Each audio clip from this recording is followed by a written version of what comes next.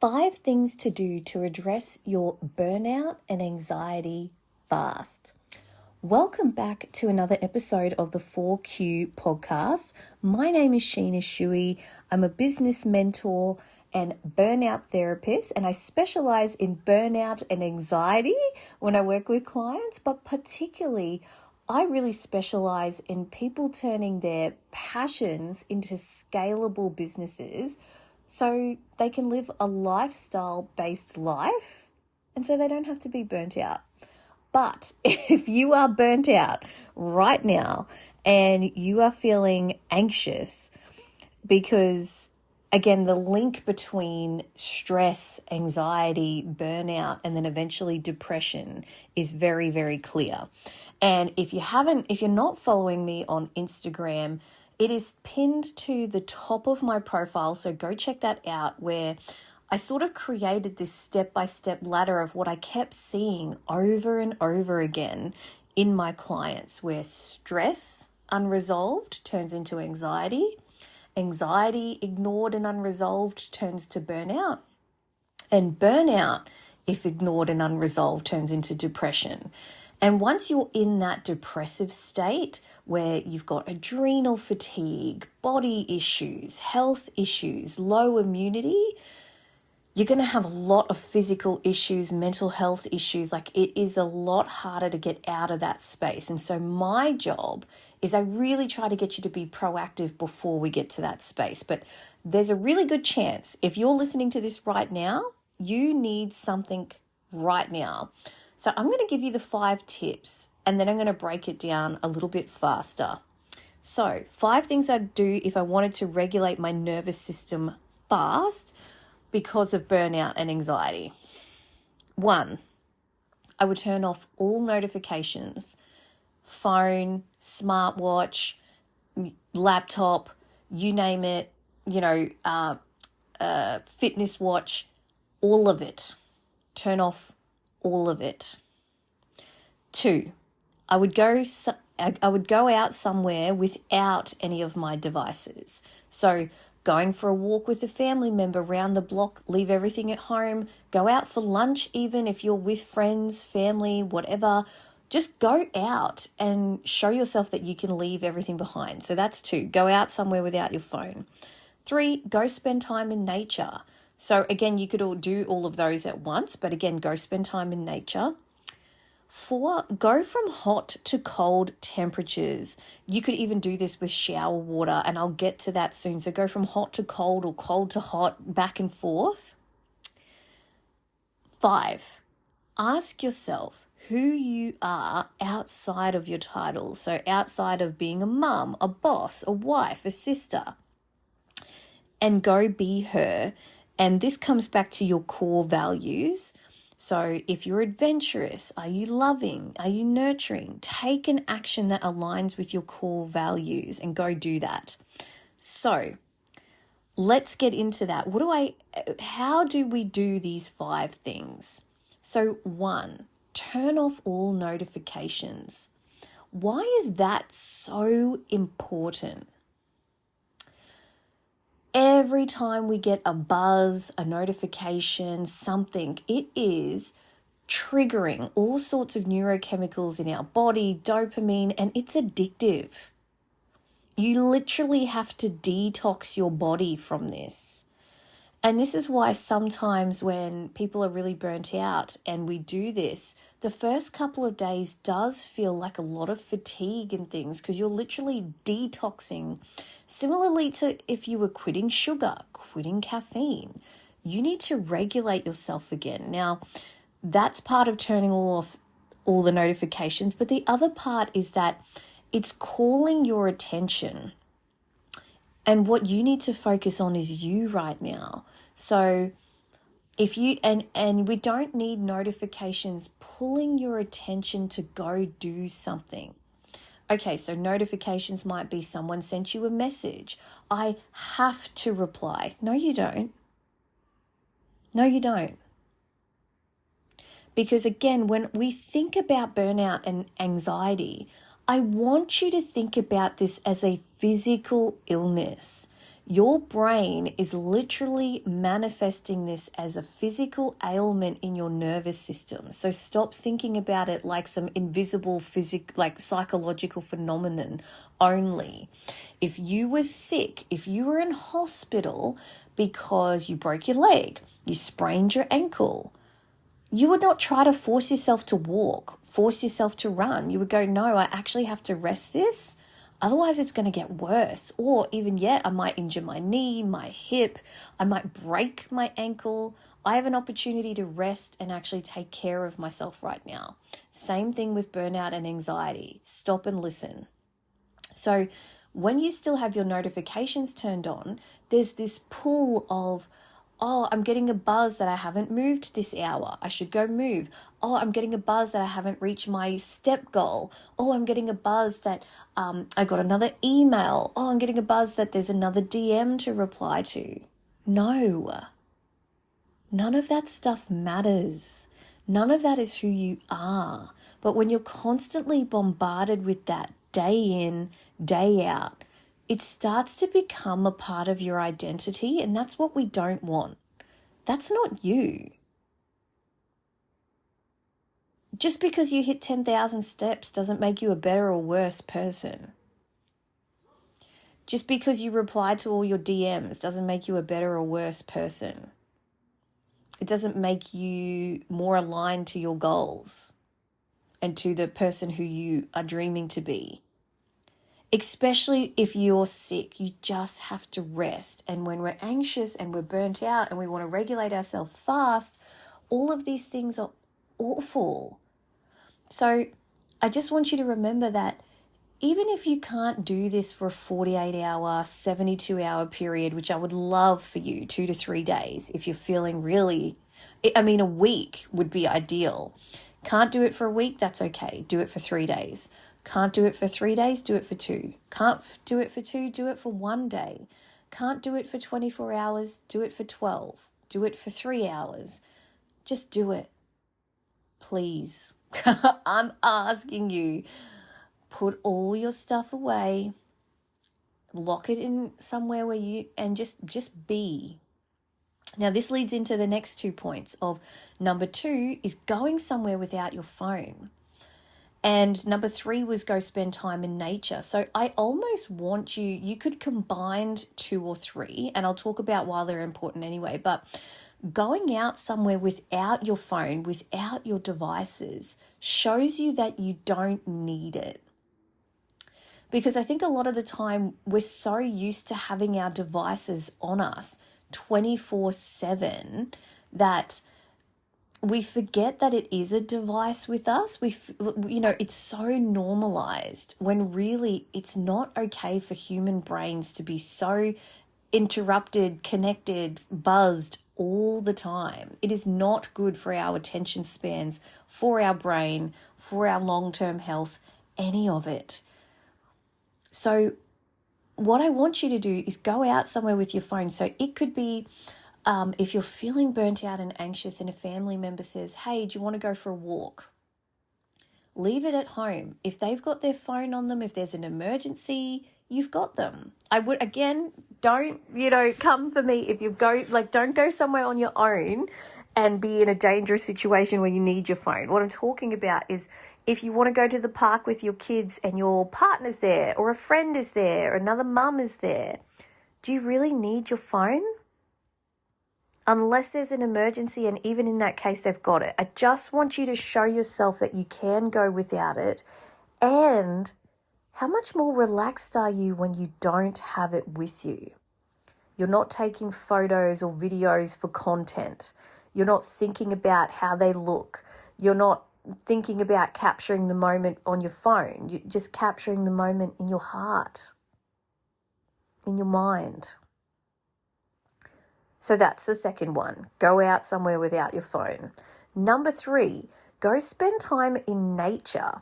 So there's this chemical called photosynthesis. I cannot say it correctly. Go Google it. But basically, there's this chemical that trees, plants, nature releases. You can go Google forest bathing. They talk about this, where being barefoot, and you don't have to be barefoot, but just being out in nature regulates our nervous system so much better than what we realize. And it's good for our eyesight, it's good for our health, it's good for our mental health, physical health. Every health area it is good for. Now, there's that chemical I mentioned, photosynthesis, and again, don't quote me because I may not get that right. But what they did was they found this extract that plants release, and we actually smell it, and it gets into our nervous system. And what they did was they extracted it somehow, and they did an experiment where they put people in a hotel with a diffuser. And in that diffuser, some people had the photosynthesis and some people didn't. Now, the ones with the photosynthesis in the diffuser, calmer, less anxious, less burnt out, less illness, all of it. We are designed to be outdoors. If you think of our evolution, we grew up outdoors. We lived outdoors. We lived alongside nature. So it only makes sense that our nervous systems have been born to be regulated by nature. So now that we're indoors and we're very much less connected, you can understand how it's almost like we're losing, a plant was meant to grow in soil. It's almost like trying to grow a plant in artificial soil. That is what it's like when trying to grow a person in an artificial environment, not a natural environment. So just be mindful of that. So those first three, turn off all notifications. Number 2, go out somewhere without your phone. And number 3, go spend time in nature. You could probably do all of those at once. If you're with someone you love, if you're very anxious, if it's a weekend and you just, maybe something incredibly difficult has happened in your life and it just feels all too much. I guarantee if you're with someone you love, you go for a walk in nature together, you leave everything behind and they carry it with you if they need an emergency. It would be very hard for me to believe you could go do that and not feel slightly better. I'm not saying it's going to get rid of the anxious thoughts and the burnout completely, but let's say you're feeling 9 out of 10 anxious and that little walk gets you to an 8 out of 5, an 8, an 8.5, 7, which I think it could do much more, but that's something. Even if you're still anxious when you come back, it's better than what it was when you left. And that's what we want. We want incremental change. Number 4, go from hot to cold temperatures, or again, vice versa, cold to hot. And why is this so effective? Because often our anxiety is being triggered by our thoughts and our rumination. We are stuck in a neural loop of a thought process that's been thought over and over and over and over, almost like a track that you just can't get off. You're like, no matter how much I try to get off this track, I just keep falling back into it. It's like a tire in a groove that you just can't get it out. It's like it's bogged in that groove. When we do hot to cold temperatures, and again, the other things you can do is actually lemon, warheads. This is going to sound very wild to you, but it shocks your body so much physically that you stop thinking for a moment. And you break the neural loop. And again, for those of you who are a little bit older and for those of you who are younger, you might not remember this, but if you've ever seen a movie from the 80s or 90s or the 2000s where maybe someone was acting a little crazy and someone slapped them really hard. Now, obviously we can't do that anymore. Or chucked a cold glass of water in their face. It is so shocking and surprising and like out of the blue that it actually almost does shock you into sense, because all of a sudden your body's now, the thoughts aren't the threat.